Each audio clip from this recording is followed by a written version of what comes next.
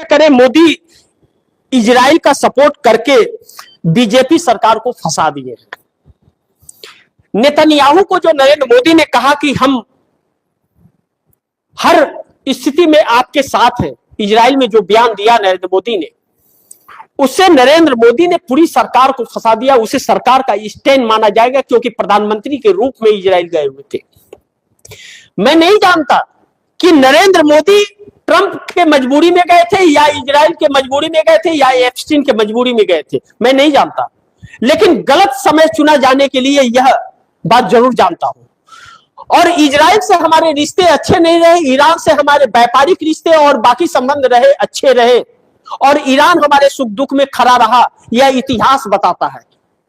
नरेंद्र मोदी ने इतिहास नहीं पढ़ा क्या? वो तो ऐसी डिग्री लेके बैठे हैं कि जो विश्व में कोई डिग्री ही नहीं है। लेकिन कमाल का बात है, हमारे प्रधानमंत्री विश्व के इकलौते प्रधानमंत्री है कि इनके इतना पढ़ा हुआ कोई विश्व में है भी नहीं, और उसी यूनिवर्सिटी का भी आता पता। असल में क्या हुआ ना कि ब्रह्मा जी ने विश्वकर्मा जी को भेजा धरती पर, कहा कि महामानव को भेज रहा हूं, उसके लिए एक यूनिवर्सिटी बनाओ, उसके लिए किताब छापो और उसके लिए अध्यापक और प्रोफेसर तैयार करो, सिर्फ उसी को पढ़ाएगा, उसके बाद उसको ऊपर बुला लूंगा।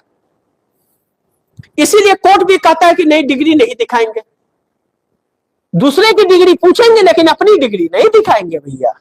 हाँ, लेकिन अब इजराइल एप्स्टीन की वजह से गए क्या? विपक्ष का कहना है कि एप्स्टीन से जान बचाने के लिए गए, और इजराइल गए प्रधानमंत्री, और एप्स्टीन का आदमी इधर भारत में घूम रहा था, नेताओं से, वाणिज्य मंत्री इन लोगों, पीयूष गोयल इन लोगों से मिल रहा था।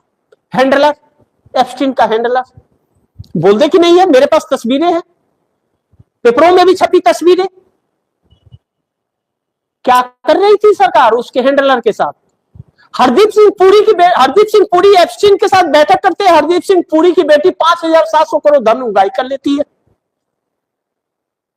60 करोड़ रुपए की प्रॉपर्टी को 27 करोड़ में लिखवा लेती है गुजरात में।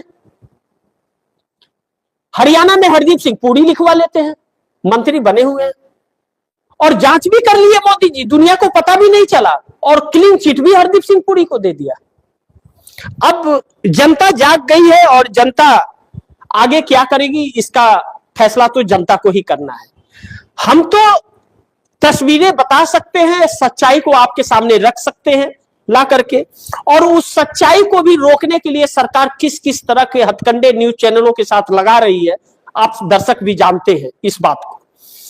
गोदी मीडिया दिखाएगा नहीं सच्चाई, और हम लोग छुपाएंगे नहीं। दो धड़ों में बटी इस देश की मीडिया, कौन देश बचा पाता है, कौन देश बेच देता है, देखना बड़ी महत्वपूर्ण होगा।